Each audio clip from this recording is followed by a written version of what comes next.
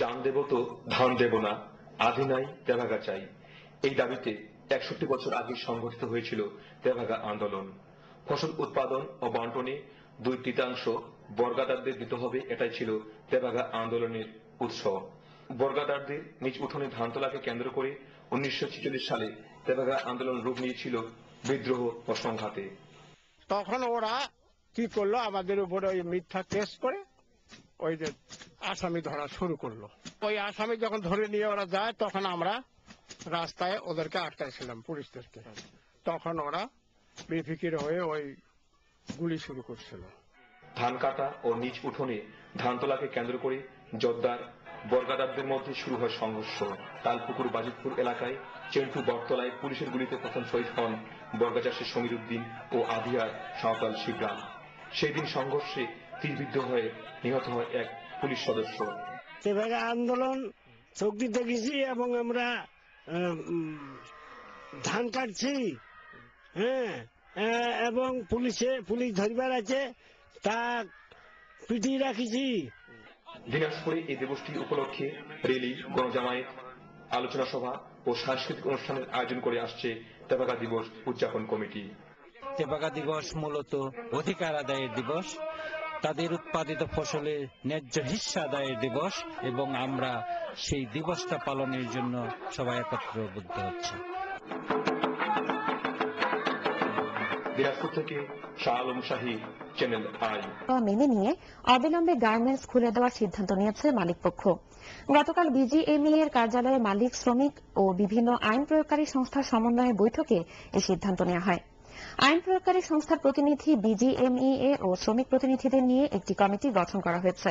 Committee ৩ মাসের মধ্যে সার্বিক বিষয় পর্যালোচনা করে রিপোর্ট দেবে। তার ভিত্তিতেই শিফট চালুর ব্যাপারে সিদ্ধান্ত নেবে মালিকপক্ষ। ছাঁটাই ও মহিলা শ্রমিকের মৃত্যু ও গার্মেন্টস বন্ধ ঘোষণার প্রতিবাদে গার্মেন্টস শ্রমিকরা গত ২ দিন ধরে মিরপুর বেগম রোকেয়া সরণি অবরোধ করে রাখে। মাহমুদুর রহমানের রিপোর্ট। ২ দিন ধরে চলা গার্মেন্টস শ্রমিকদের অসন্তোষ সমাধানের উদ্যোগ নিয়েছে বিজিএমইএ। ৬ ঘন্টা ধরে চলা মালিক শ্রমিকদের বৈঠক শেষে শ্রমিকদের দাবিদার মেনে নিয়ে অবিলম্বে কারখানা চালু করার সিদ্ধান্ত নেওয়া হয়। একদিক থেকে আমি দুঃখ প্রকাশ করছি যে এরকম একটা ঘটনার ভিতরে আমরা যেতে হয়েছিল, অন্যদিক থেকে আমি খুশি যে আমরা একটা সলিউশনে আসতে পেরেছি, এবং আমি আশা করি যে আমার স্কুল ভাই বোনেরা যারা আছেন এবং আজকে তাদের সমর্থনে যারা এখানে কথা বলছেন, যে তারা এটা একটা নিষ্পত্তি হয়েছে, এবং ইনশাআল্লাহ কালকের থেকে আপনারা সবাই যার যার মতো কাজ করতে শুরু করতে পারবেন। তাদের ভিতরে আমাদের একটা সমঝোতা এসেছে, আশা করছি। তো তারপর আমি মিডিয়াকে আরেকটা কথা বলবো, চেয়ারম্যান সাহেবের দাবি আমার ছিল, তার হৃদয়ে যদি এতটুকু মায়া লাগে আমাদের জীবনটা নিয়ে, আমি এখানেও বলছি, সেজন্য সেটা দিয়ে দেয়। এই কমিটি যেই প্রস্তাবগুলি দিয়েছে সেই প্রস্তাবগুলি পর্যালোচনা করবে এবং আগামী ৩ মাসের জন্য ওনারা এটার উপর কাজ করে কিছু পরিষ্কার সিদ্ধান্ত দিবে। শ্রমিকরা তাদের আন্দোলন প্রত্যাহার করে নিয়ে কাজে ফিরে যাওয়ার ঘোষণা দেন। এর আগে খুব সকাল থেকে শ্রমিকরা শেরপাড়ার মূল রাস্তায় জড়ো হওয়ার চেষ্টা করে। পুলিশের বাধার মুখে প্রথম দিকে তারা জড়ো হতে না পারলেও বেলা বাড়ার সাথে সাথে চারিদিক থেকে একসঙ্গে শ্রমিকরা রাস্তায় নেমে পড়ে। এরপর তারা শ্রমিক ছাঁটাই, মহিলা শ্রমিকের মৃত্যু, কারখানা বন্ধের প্রতিবাদে বিক্ষোভ শুরু করে। এ সময় এক পর্যায়ে মিরপুর ১০ নম্বর গোলচক্কর থেকে বিজয় সরণি পর্যন্ত রাস্তায় যানবাহন চলাচল বন্ধ হয়ে যায়।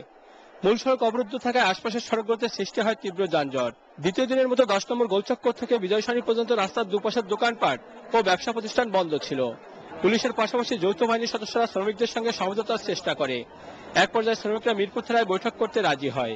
যৌথ বাহিনীর সঙ্গে তাদের বৈঠক শেষে বিজিএম এর নেতৃবৃন্দের সঙ্গে বৈঠকের জন্য শ্রমিক নেতাদের নিয়ে আসা হয় বিজিএম এর কার্যালয়ে। এদিকে মিরপুর এলাকার গার্মেন্টসগুলো সাপ্তাহিক ছুটি থাকার কারণে গত দিনের চেয়ে অনেক বেশি শ্রমিক আন্দোলনে যোগ দেয়। বেলা ১২টার দিকে বিক্ষোভ ১০ নম্বর গোলচক্কর থেকে আশপাশের রাস্তাগুলোতে ছড়িয়ে পড়ে। মাহমুদুর রহমান, এটিএন বাংলা, ঢাকা।